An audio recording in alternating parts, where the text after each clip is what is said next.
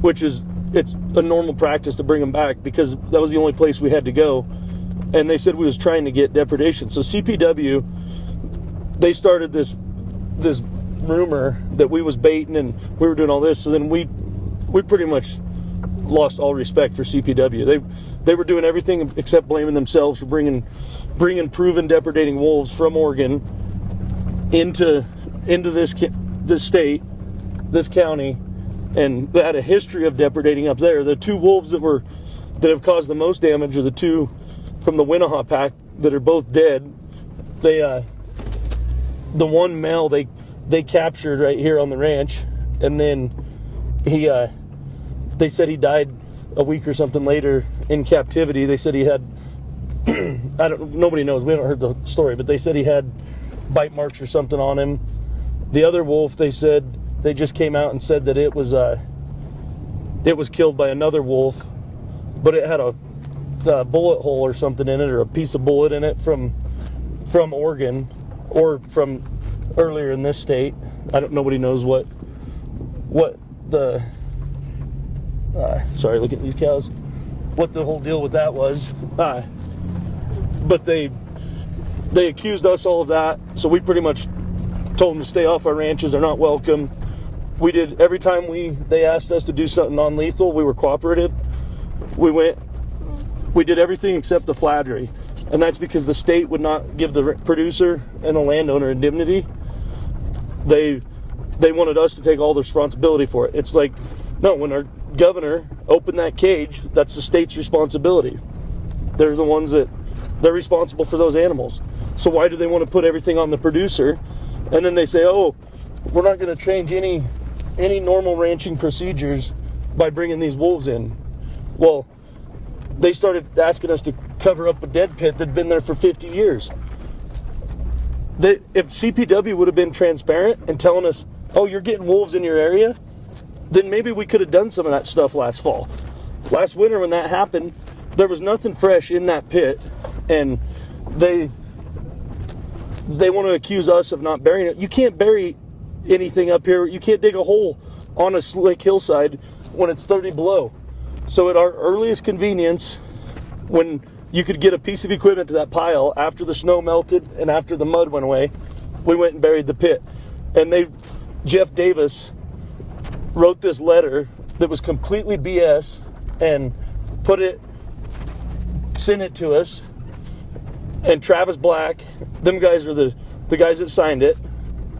They said that we didn't qualify because we put in a request to remove these lethal removal permits so we could kill these two wolves that were killing us, our cattle. They're wiping us out over here, and it all got denied.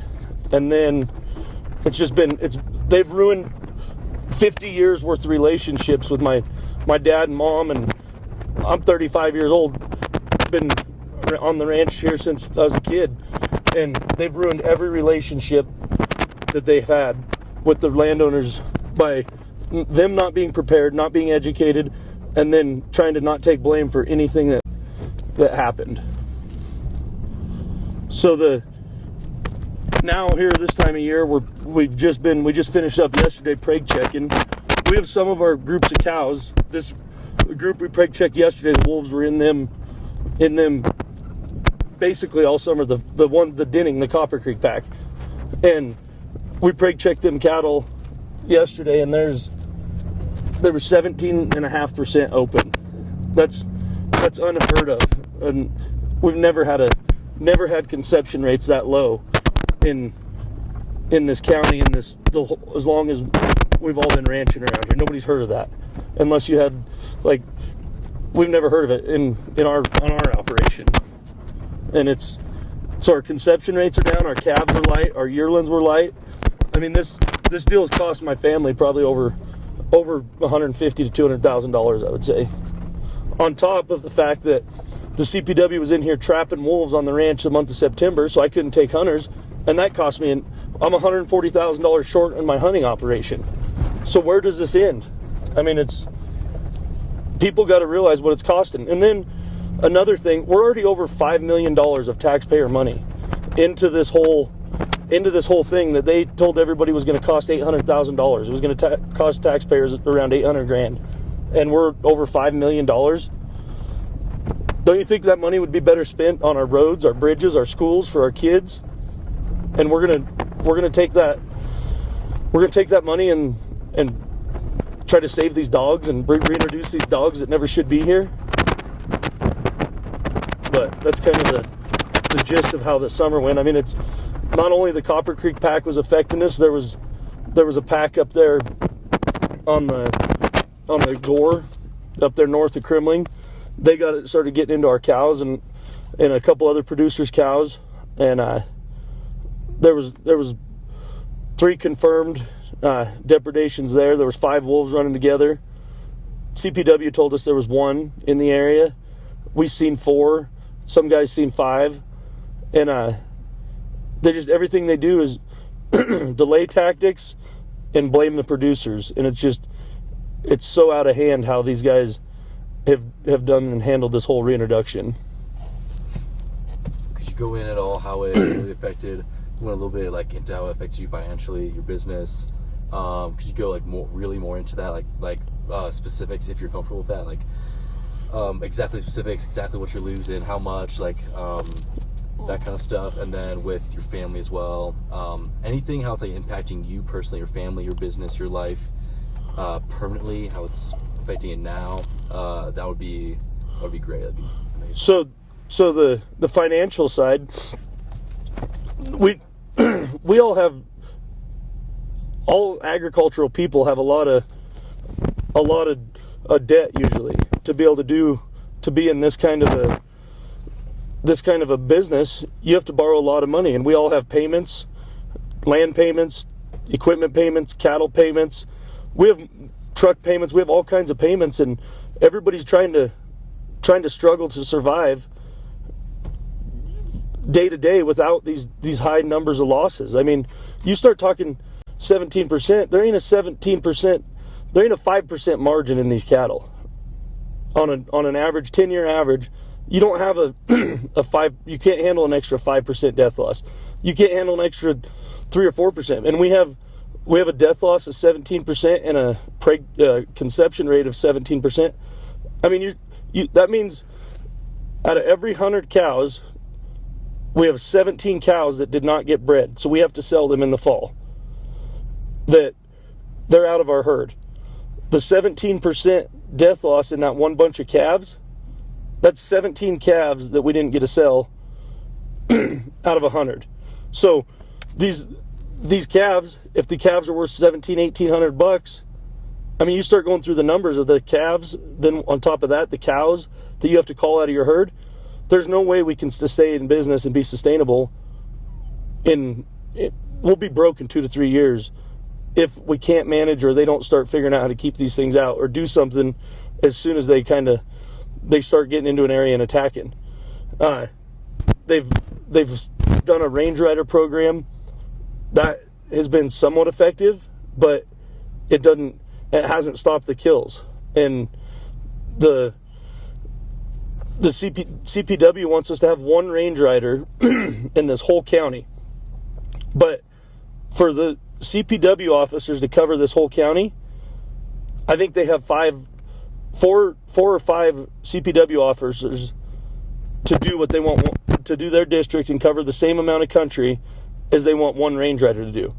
It's so out of balance. I would say the hardship on the family part, we was losing cattle down there on the river because I was up taking care of yearlings that we don't usually have to check that time of year for periods of time. Like, we go in, we feed them, you spend an hour with them a day, and you check them, and they're done. This spring, we was up all night running wolves out of the yearlings.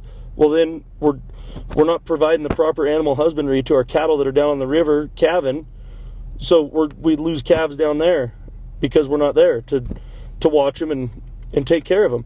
So then it's costing us money on that side of the deal.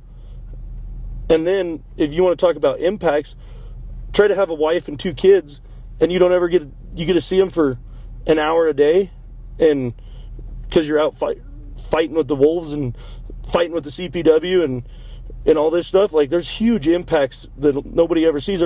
There's a producer down the road. He was so stressed out he had to go on blood pressure medicine, and he ended up in the hospital 3 times. Like it's done so much to the local community. The guys, the CPW, are local game wardens that everybody has got along with for years. It's drawn up a wedge between them and us because we're having to have these conversations on a daily basis they're not fun conversations, and the ranchers are pissed off. The CPW officers, generally speaking, they don't want these wolves here any worse than we do, and then they're having to sit there and try to talk to us about how to go through all this. It's strained the relationships, it's strained the families, the marriages, the work, the amount of work that it put on my brother and my dad, because I was up here doing this or going to a wolf meeting or dealing with the CPW on a death over here. My dad and brother are having to pick up the slack on the other side. Everybody's already maxed out, worked, tired. Like, we don't have time for this shit. It's sickening what it's done. Did you talk about what you lost? The animals that you lost? So we've lost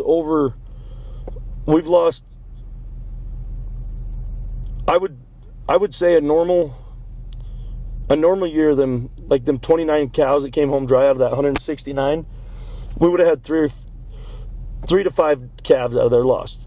So I mean, that's right there. There's 24 head probably that the wolves killed right there. Confirmed, we have the 6 sheep, or the 6 yearlings.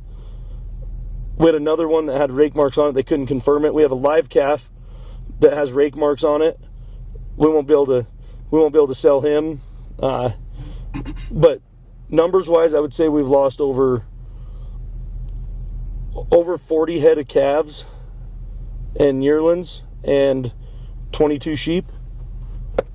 And then what does that mean, confirmed, and how do they confirm whether it was a wolf killer or not? CPW comes out, and then they skin it, and they see if it has the hemorrhaging and the drag marks, and then they look at their collar data or whatever, or look for tracks or whatever, and they confirm a wolf was in the area or not. But they think they're going to find all of these. They ain't going to find a quarter of them, and we can't find a quarter of them. We're scattered out for 60 miles. We can't be everywhere every day. Did they pay you back for those deaths or not? We're submitting the claim this week. We're going through. We had to wait for our preg checking records and all that to submit our final claims, but that will happen here in the next week. We should have it. Okay. Is it? Because I heard it was pretty unfair how what they pay you back is nothing compared to the money and time you put on to take care of the cattle and that kind of stuff. Is it a fair? What's the word? Compensation or no? Not really. We won't know until we get our claim, after we submit our claim and see what they do. But this deal's cost my family a ton of money, and the stress and the stuff. I don't know. You sit there at the end of the day and you say, is it worth trying to keep doing this? And that's what these guys want. It's all part of the governor's agenda, and there's a really good chance this will put us out of business if it continues like this and they don't figure out how to manage them. To add, other than it's crazy to see that people can't even protect their private property without worried about going to jail or prison because these guys won't let us protect our stock. And they say, oh, you got the 10J rule, you can get them while they're in the act. Well, out of all these deaths and everything, I've seen them in the act 2 times where you could, and you can't get there. The one time I was 700-800 yards away, and by the time you get there and the wolf hears you coming, he runs off. And we're all terrified.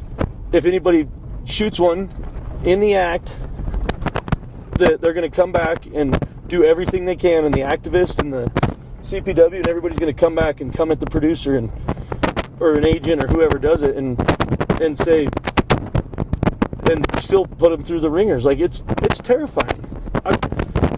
You can see these things, and the wolves they brought us are so damn gentle. They don't even run. I was 200 yards away from the black female 2302 a couple days ago. 2310, whichever one, the 23, I don't know the numbers anymore, I get so confused, but whatever that black female is, I was 200 yards from her in the pickup, and she just stood there and looked at me. And they say, oh, haze them and everything. I fired a shot in the air, she runs 60 yards and just stops and looks at you. Like that, these animals are not scared of people. They're not. They brought us chronic depredating wolves to start with. CPW has not. They keep preaching to the ranchers, you got to have a carcass management plan, and you got to do this site assessment. They're the ones that put these on us, and they said there wasn't gonna change any normal ranching practice or normal ranching procedure. And then now they're trying to tell us, oh, you have to remove every dead cow you see. Well, there's a lot of these guys that don't, or us, if we have a cow die right up there on the mountain, we can't get to it and get her out of there. So how can CPW expect us to remove every carcass, but every dead deer that's on the side of the road, every dead elk, every that's on the railroad tracks, the side of the road, they don't have to remove them. When they winter kill and they have 30 or 40 of them laying there down in the river bottom, they don't have to remove them, but they want us to go remove every carcass and try to hold that over our head. This stuff it's so sickening, the BS that they're trying to put the producers through just to cover their ass for their dogs. The public needs to know that the CPW was unprepared for this. There's a petition that just went to the Wildlife Commission, and the Wildlife Commission is avoiding bringing it up because they don't want to do anything. So the governor and the governor's husband are putting so much pressure on the CPW and the heads of CPW, the CPW commissioners, and everybody else, that the governor is running CPW, and it's corrupt. It's not. This should never. The governor, CPW should be a Type 1 agency. They should never have to be. The governor shouldn't have anything to do with it, CPW, and him and his partner are the ones that are telling commissioners and telling CPW staff what they can and can't do and what they need to do. It's corruption. This whole wolf reintroduction has been corrupt.